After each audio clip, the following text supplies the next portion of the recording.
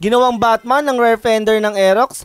Tara, samahan nyo kaming baklasin ng rear fender, mag-grinder at magbarena ng motor. Anong diskarte ang ginawa namin? Tara, alamin natin.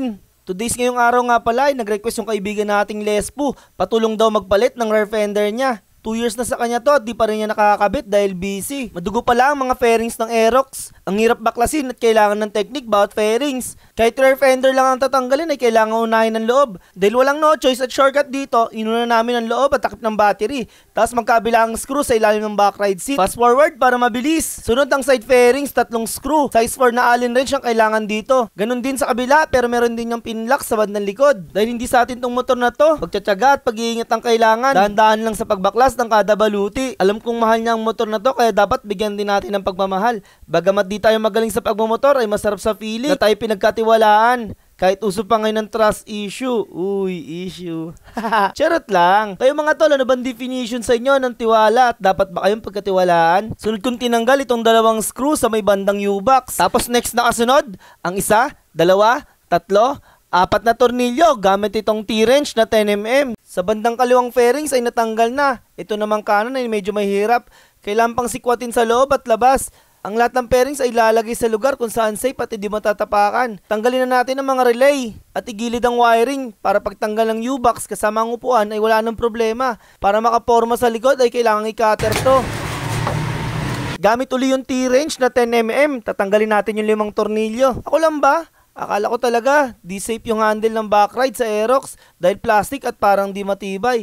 Sa loob pala nito ay may nakasuporta pa, parang ribs, tapos plastic na matibay itong suporta niya. 2 screw uli again, 2 tornilyo naman pagtapos. Next nito yung rear fender na tayo, di ba? Madugo talaga baklasan ng Aerox. Akala namin matatanggal na, akala ko lang pala yon. Itong bracket naman ay umiipit sa fairings kaya nahihirapan din kami. Nakaipit dito pala kaya ayaw matanggal. Ito yung bakal, ito yung fender. Pag ginagalaw to, sobrang ipit. Luwagan lang niya doon, yung parte dito. Kasi naka-bracket tong Aerox na to. Wala na namang no choice kundi tanggalin yung bracket. Kailangan itulak ng Phillips screw para lumabas yung tornilyo ng bracket. At sa wakas, natanggal din namin yung fender. Magiging ganyan yung itsura niya. Saan namin doon kakabit dito? Hindi sa amin yung motor kaya tumawag kami sa tropa naming may-ari. Walang paglalagyan, walang kakapitan. Binubutas? Ano kaya kung ito yung nagari Habang nag-iisip paano diskarte ng fender, ay kumuha muna ako ng pang change oil bago pa mag-change oil. Gawang Taiwan to mga tol, check nyo lang sa page at kayo hong musga. Kumuha na rin pala ako ng radiator coolant at itong imbudo nating dilaw na dating Torotot nung New Year. Yung motor nga pala niya tol ay naka-Shipa tire, binili niya sa akin. Salamat sa suporta tol. Sa pinakamaganda mangyari sa buhay ay magkaroon ka ng kaibigan na walang hinihingi pero sumusuporta. Bali yung mga kasama kong gumagawa ay mga kababata ko na naging kapatid na rin ng turingan. Mga batang uhugin pa lang ay kilala na namin ng isa't isa. Larong putik, damuhan, tambay sa gutter, Captain Black 123, text, at oo nga pala, batang 90s kami mga tol. Kaya ngayon pag nagiinom, alam na, may mauungkat talagang kwentong kalokohan. Kaya kayo, humanap at tumili ng mabuting kaibigan. Yung kaibigan na paangat at hindi pababa. Yung kaibigan na kahit wala ka, ay kaibigan ka pa rin nila. Kahit yung konti lang, basta yung tunay. Bali tinabas namin yung dulo ng stock fender. Tapos ginrinder para mabilis. At na maglapat na, check agad kung maganda at pantay. Barena ginamit namin pang butas. Bali 3 butas yung ginawa namin dyan na paglalagyan ng tornilyo para di siya pumagpag at di gumewang.